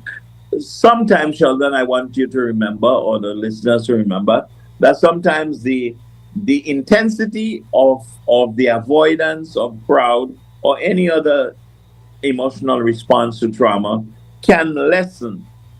When it lessens, it's a good thing. But sometimes it lessens, but it stays with you for a very long time. And sometimes the intensity of the response could be lesser and it can get lessened. But then there is what we call a rebirth of the trigger, where after a period where the symptoms gets lesser and lesser and lesser, and then all of a sudden one day something triggers it and you go back way back up to the original intensity. And this is what PTSD looks like. PTSD, post-traumatic stress disorder, is one of the most debilitating mental illnesses, and it's caused by traumatic event, or the way we perceive a traumatic event. And that's what PTSD is all about. One listener is asking, they messaged me on my private phone.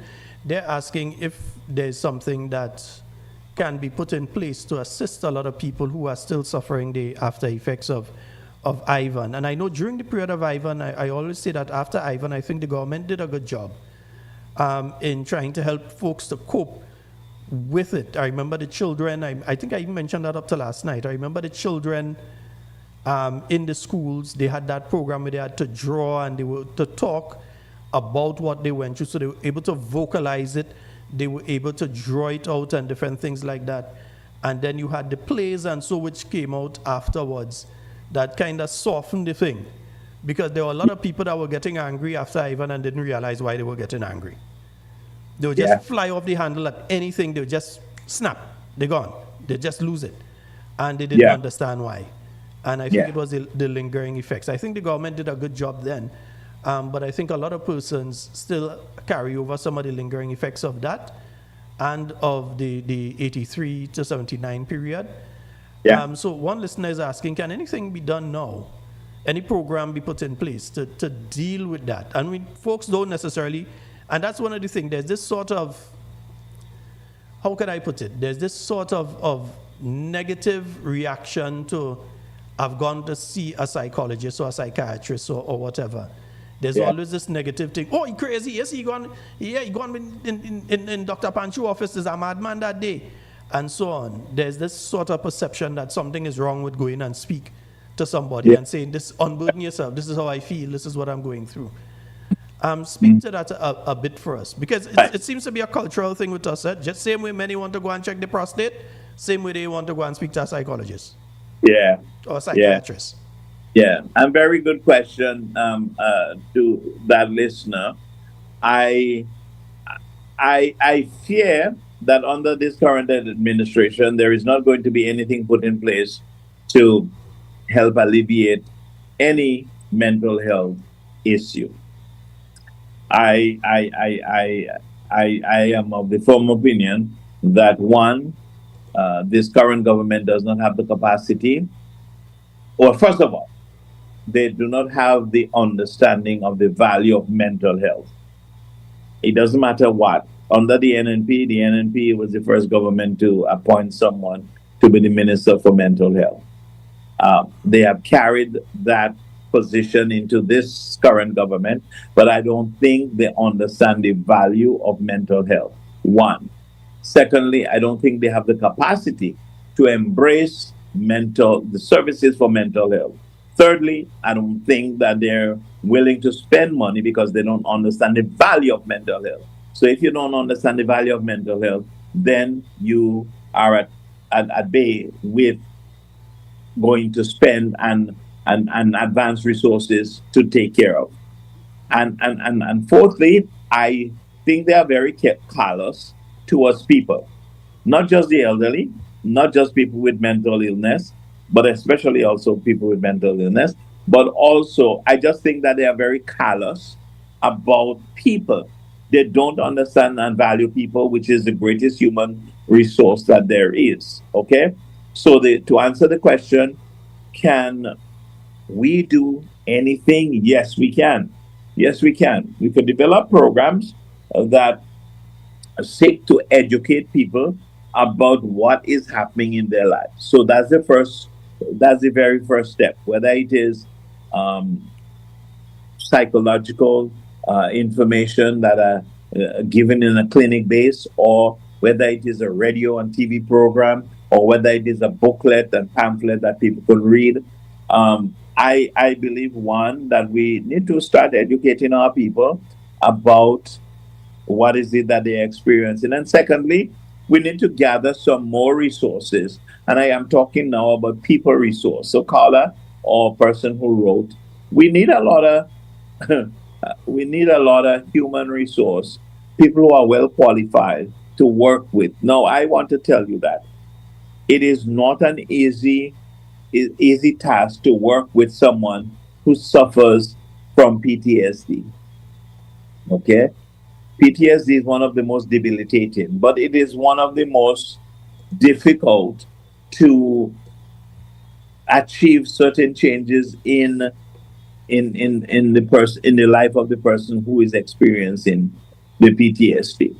So what can we do?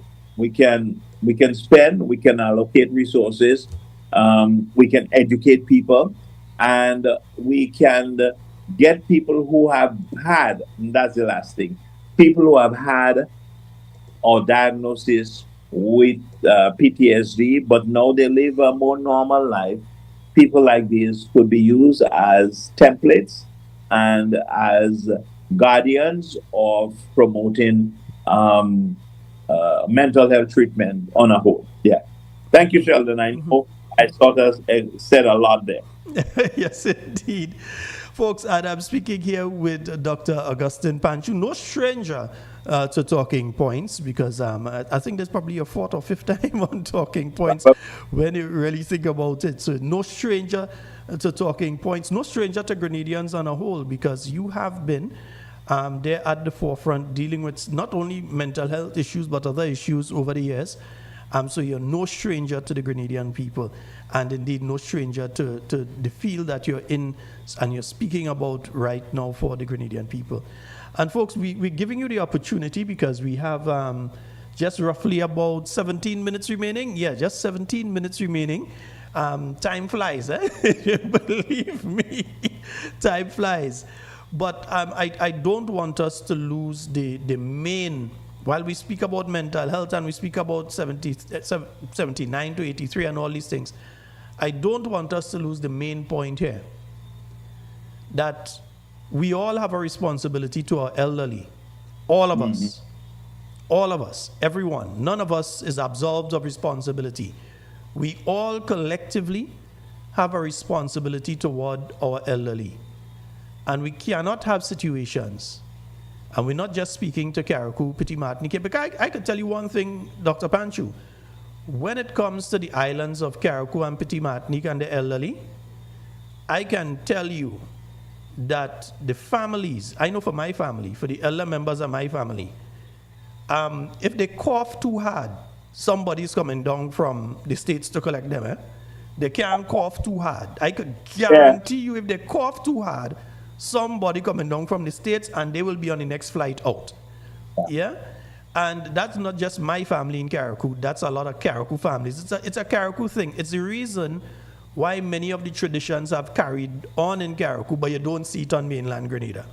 So many of the traditions, be it the wedding traditions, be it the funeral traditions, be it the cultural traditions in the dance and the song and the food and all of that, that you see a lot of the young people are able to play musical instruments. So you think they could have a parang festival and these things?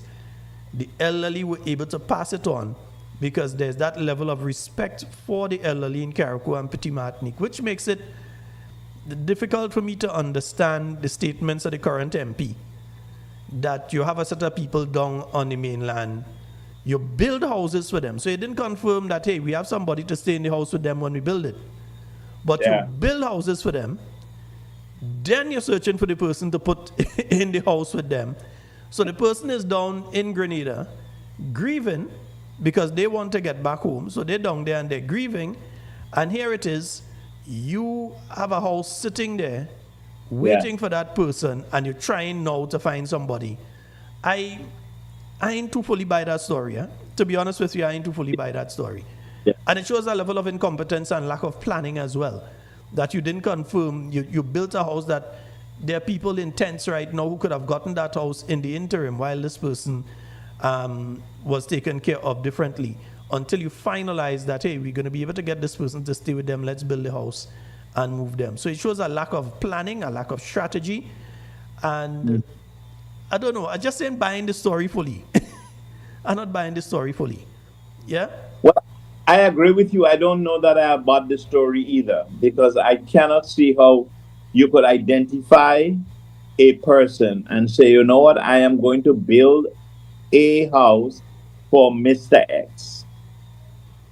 You have not tried to figure out what Mr. X likes, or you have not tried to figure out who will help take care of Mr. X when the house is finished.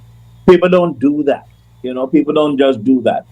And you have to remember that a lot of the houses that they say they're building were for the elderly who were no longer in Carriacou.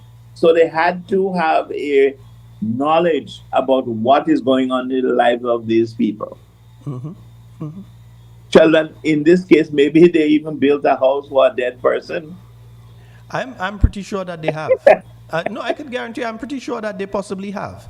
Yeah. Because, I could tell you quite a few elderly folks, for instance, in Petit Martinique, that went down to the mainland. They came back up otherwise. They didn't make it. Because, Petit Martinique is a very close-knit community. Yeah. It's a very small, so it's very close-knit. People are very close. Everybody know everybody. When it comes to the elderly, then an elderly person can't suffer in Petit Martinique. I don't see that being possible or happening. Somebody going to come and drop something for them, or make sure that they eat on a daily basis, or check on them and so on. That's Petit Martinicans. And many of these elderly that went down from Petit Martinique after the hurricane, because of the housing situation, they died on the mainland. You had several of them that died on the mainland. Yeah. So same with Carriacou. So indeed, we need to ensure that our elderly are properly taken care of, not just those off of Hurricane Beryl, but our elderly in general. And I think many of us in the communities, I know that some entities from time to time do the little soup kitchen, so they drop a lunch, whether they say it's every Thursday, and they go and they drop off food, or they drop off things at a different time. I know many people do that. There's a caller coming through. Let me take that call. Hello, good night. Hey, good night, Brother Sheldon. Hi, good night. Go right ahead with your question. Yeah, Brother Sheldon, a question I want to show there to Brother Pancho. I like a senior adult that live in a house for all the rest of her life. And then they say like a bad weather approaching. And to go and take all these people, ask them to move out from the home is very difficult. I do believe my brother, Dr. Pancho, the right person to go into the home and counsel them and speak to them and let them know what is the danger if they stay in the home for themselves. So I think the people that live there for themselves will be difficult. They don't want to leave the home and go anywhere else. So we need to counsel them. I would brother Dr. Pancho, I see as the right person, to counsel these young people, the elders. Okay. Yeah. All right, go on. Thank you. And Dr. Pancho, I don't know how much of that you heard, but the caller was basically speaking to elderly folks who, during a time of approaching disaster, refuse to leave their homes. They don't want to leave their homes. And I don't think that's just a Grenada or Carriacou thing. I think that's an international thing. Even in the U.S., many times you hear situations where they have to go and save an elderly person because they were telling them move out of the lowlands, it's going to flood or whatever. And these people just refuse. Nah, I live in here my whole life. I'm not leaving my house and going nowhere. I stay. I build this with my own hands. I'm not leaving. And you hear that with many folks. But I think at the state level, sometimes you just have to go and move them, forcefully do it because you're doing it to save their lives. Rather than leave them there and then A, they lose their life, or B, you end up in the situation where you have to go and try to save them after and put the lives of others in danger to save them because they would not move when they're supposed to move. I think sometimes the state just has to do what it has to do. Yeah, move them. You have to move. It is danger. But he's saying that he believes someone like yourself should be involved in going to get the people. I don't think this guy realized that you're teaching at a university. You're not always here. But that when these things coming, sometimes you are one of the people that should be going to move them and so on. So I don't know what you have to say in relation to that. Well, let's start from the first idea that you shared, and that is very often the elderly are very reluctant to leave their home and go to a different place or different shelter, and that is, of course, that is instructive for you to understand that when an elderly person has spent several years at their home, they are familiar with everything, how everything works, Sheldon, and they need to protect that because for them, that's safety. Remember, when there is a trauma or anything traumatic that is about to happen, there is a whole lot of uncertainty. And the only thing that a person, an elderly person, or any other person, as a matter of fact, is certain about is the safety that they find in their own home where it is comfortable. So that's the reason why, even in Florida and Louisiana and Texas, when there is tornadoes and there is hurricane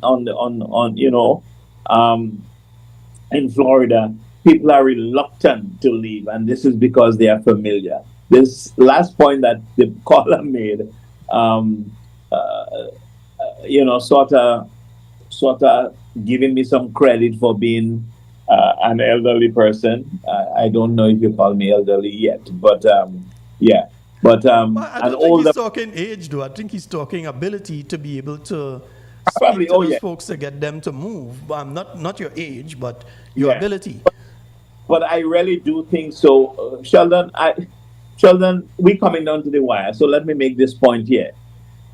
I lament this government and the way that they have not been able to embrace what the new National Party started.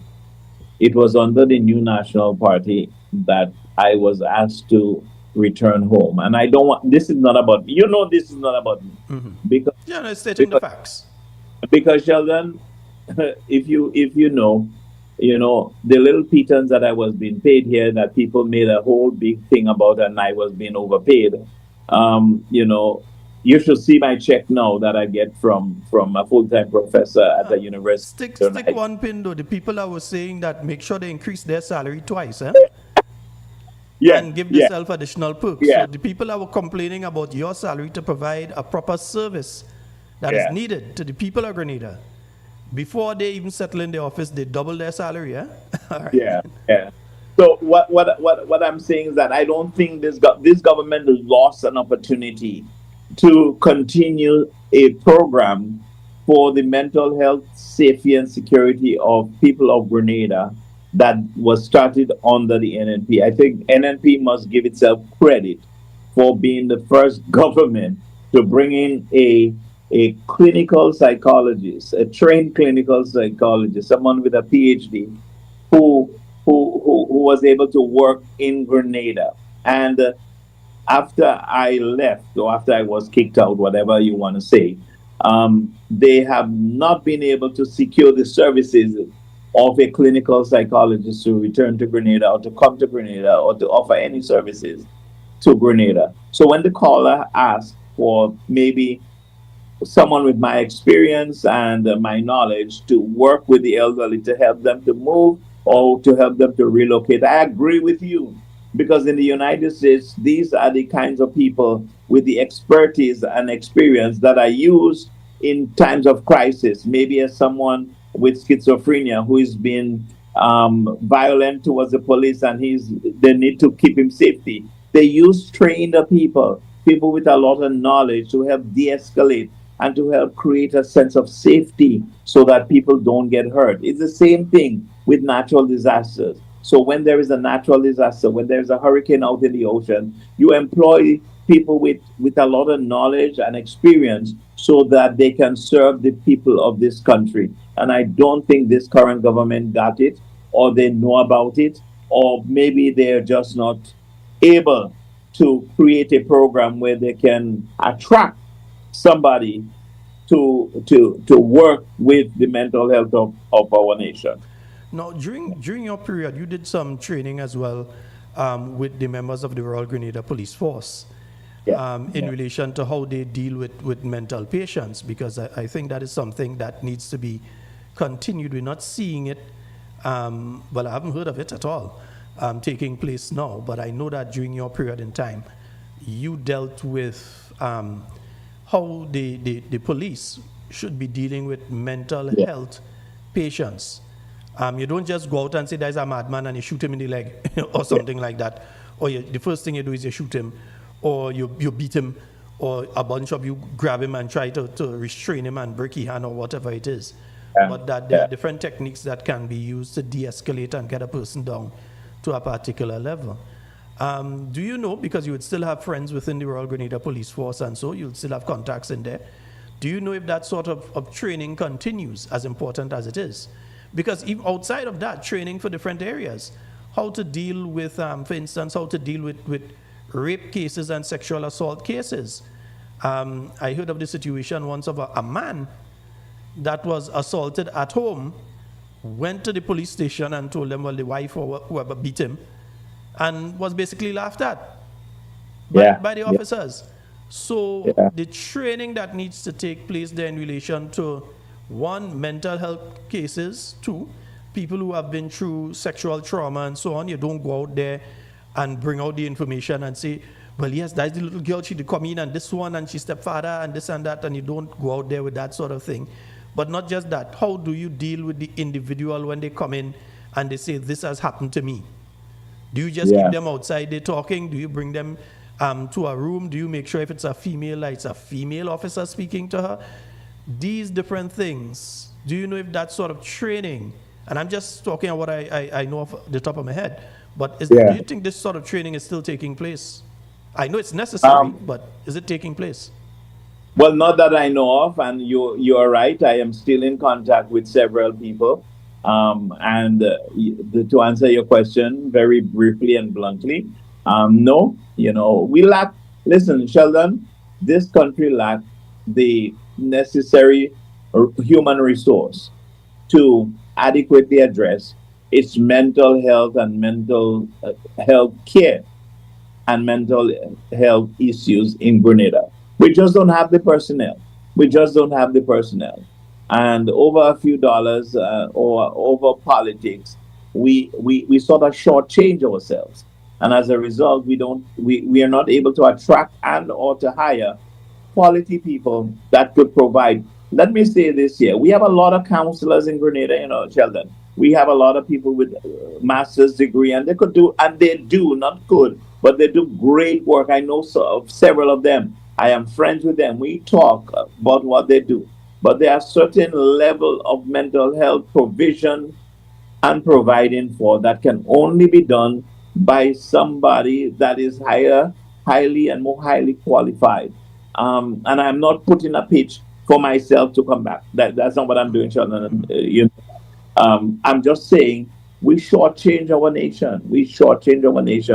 And Sheldon, Sheldon, time is over. But before we do, I just want to say we started off by talking about. I'll give you an additional 5 minutes. Okay, we could probably do that as I summarize, because I really want to summarize this way. whether it was you or a caller asked, well, what is it that government can do? Or what can we do together with government? I suggest that we demand better quality health care and elder care services that treat our seniors with respect. I I am familiar with caregiving program, and I know they try to train, and you get someone who didn't probably go to high school or who went to high school but never got any subjects, and they need a job, and so you make them, and you try to do on the job training, and sometimes you get it right and sometimes you don't. But I think there is room for the government or the Ministry of Social Services, and certainly the desk of the elderly, to demand greater quality health care and elder care services that really treat our senior citizens with respect. That's one. Protection against elder abuse and exploitation. Sheldon, we don't know how much people take from the elderly in Grenada. I know. I do consultation work with organizations and other people to protect the elderly. And Sheldon, it is amazing how much caregivers steal and fraudulent take away property, sign over documents, withdraw money from the bank, do all kinds of exploitative things on the elderly. So there is greater need for the protection against elder abuse and exploitation. Thirdly, the government needs to create more policies that allow our elders to stay active, connected, and valued. And so tonight, Sheldon, when we talk about, parliamentarians making fun of Dr. Mitchell because he is an elder. Can you imagine a person with vast experience, a person who has served the Caribbean and Grenada and the world in capacities beyond their even recognition, something that they will never get to do. And they make disparaging statement calling him a liar and calling him an old man and tell him get his rocking chair and go home and sleep.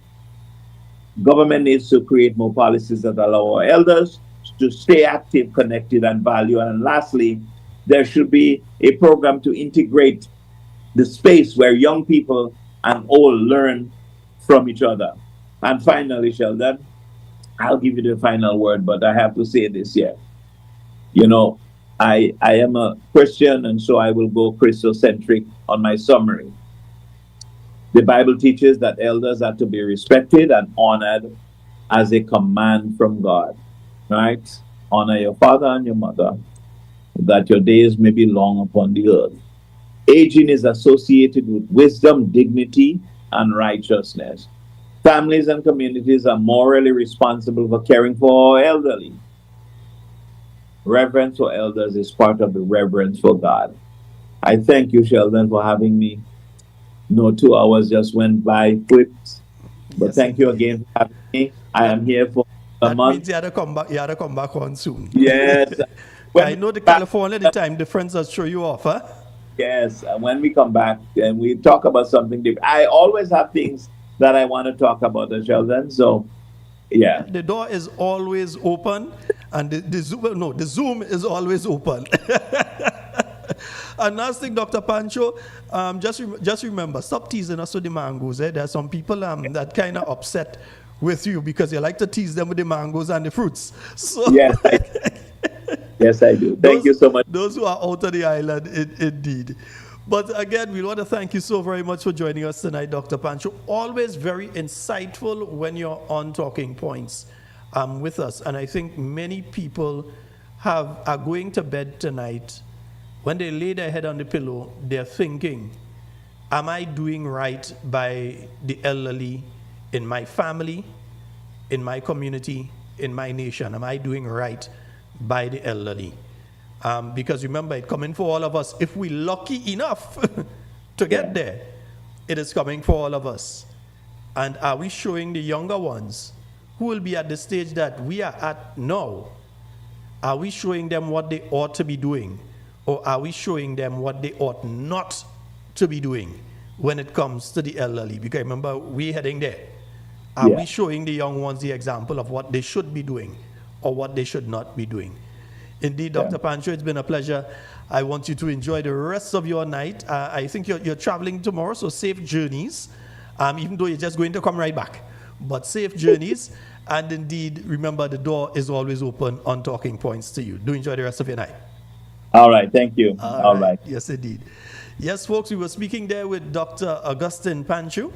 And yeah, always an interesting interview with Dr. Pancho. Always an interesting interview with Dr. Pancho.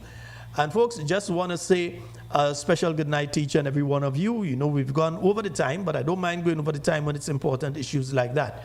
And tomorrow night, just a programming note, tomorrow night we will be having on with us the Honorable Emlyn Pear, political leader of the New National Party, leader of His Majesty's Opposition, MP for St. Andrew South East. And nobody in beating her. Yes, she'll be on tomorrow night with us. Yeah, even though she's not on island, she's off, but she'll be on with us live tomorrow night. Yes, indeed. So, folks, do enjoy the rest of your night and everything you say, everything you do. Do it safe and secure. We want to be speaking to and with you, and definitely not about you. Love each and every one of you, and look forward to interacting with you tomorrow night. And yes, earlier we're working on the Friday night program. Yeah, some people jump forward. They say, yeah, man, look at 5 years, look at thing. Right, those that check by Cami, all kind of thing. Right. So we're looking good for the Friday night program. It don't mean that we still don't need help. If you can, please do. All right, we are out.